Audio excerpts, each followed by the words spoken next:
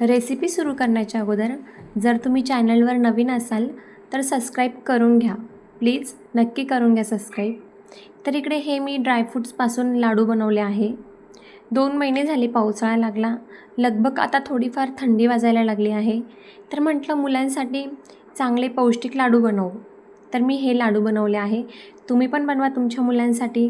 सकाळी आणि संध्याकाळी द्या. त्यांच्या आरोग्यासाठी, हेल्थसाठी खूप चांगले आहे आणि प्रभावी आहे. तर चला मी तुम्हाला सांगते यासाठी मी काय वापरलं.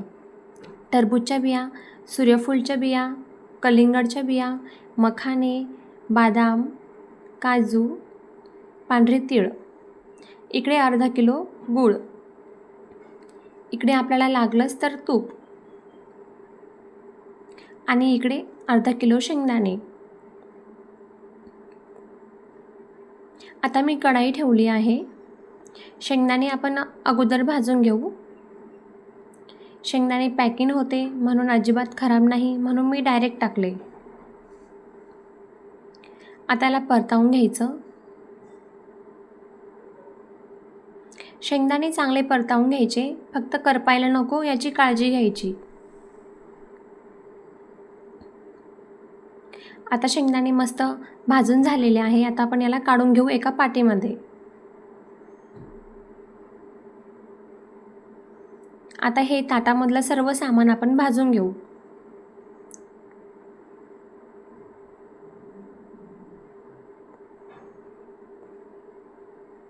अगदी लो फ्लेमवरती आपल्याला हे भाजून घ्यायचे आहे.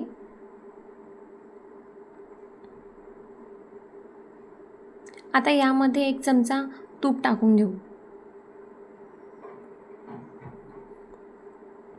तेल किंवा तुपाचा जास्त वापर करू नका.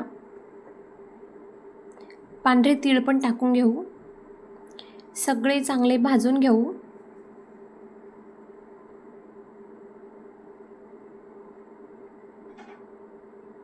आता तुम्ही बघू शकता छानपैकी भाजून झाले आहे.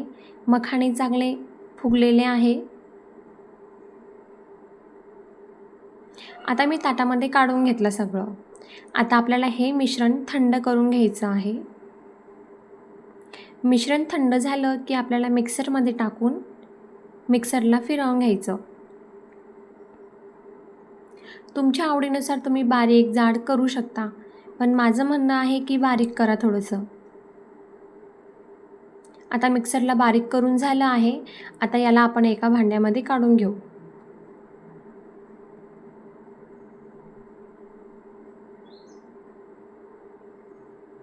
आता हे मिश्रण काढून घेतलं. आता जे भाजलेले शेंगदाणे आहे ते घ्यायचे आहे. आता हे भाजलेले शेंगदाणे शक्य होईल तेवढे फोत्र काढून घ्या. मी शक्य होईल तेवढे फोत्र काढून घेतले. आता सगळे मिक्सरच्या भांड्यामध्ये टाकून मिक्सरला बारीक फिरवून घेऊ.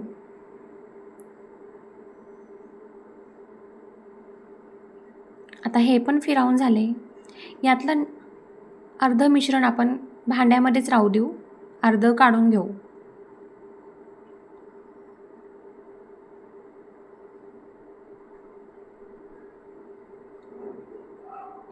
आता याच्यामध्येच आपल्याला जो आपण कापून घेतलेला गूळ आहे तो थोडा थोडा टाकून मिक्सरला फिरवून घ्यायचा. म्हणजेच सगळ्या मिश्रणमध्ये मिक्स होणार गूळ. एक चांगलं बाइंडिंग तयार होईल. त्यामुळे आपल्याला मिक्सरला गूळ फिरवून घ्यायचा आहे या मिश्रणामध्ये मिक्स करून. तर इकडे सगळं मिक्सरमध्ये मिश्रण काढून घेतलेलं आहे. चांगलं मिक्स करून घ्यायचं.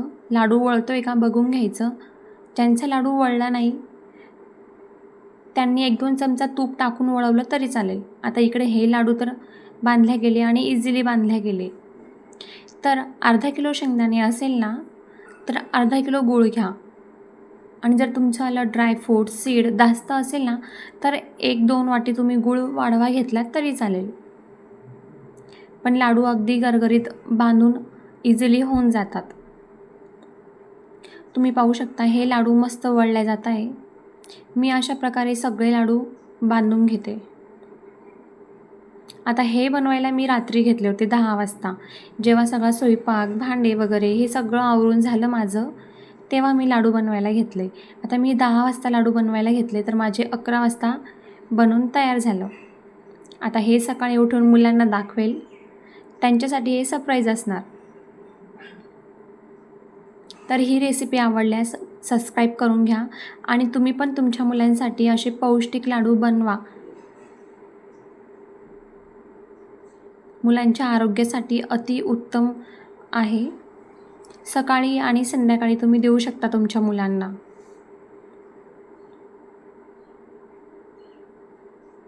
तर मी 2-3 प्रकारे बांधून पाहिले लाडू, असे अगोदरच्या पण पद्धतीने.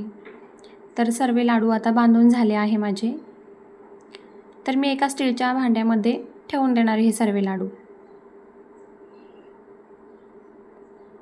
फक्त अर्धा किलो शेंगदाणे आणि बाकी ज्या तुम्हाला वस्तू दाखवल्या त्यांच्यापासून एवढे सर्व लाडू तयार झाले. जास्त झंझट नाही लागत, काही नाही, अगदी सोपी पद्धत आहे. तुम्ही तर आरामशीर बांधू शकता हे लाडू. बरेचसे जण ऑर्डर करतात, बाहेरून आणतात, पण आपण घरीच बनवले तर आपल्या पद्धतीने आपल्या आवडीनुसार खूप काही याच्यामध्ये ॲड करू शकतो आणि चांगल्या प्रकारे स्वच्छ आपण सर्वच काही वापरून बनवू शकतो. तर झाले तयार लाडू.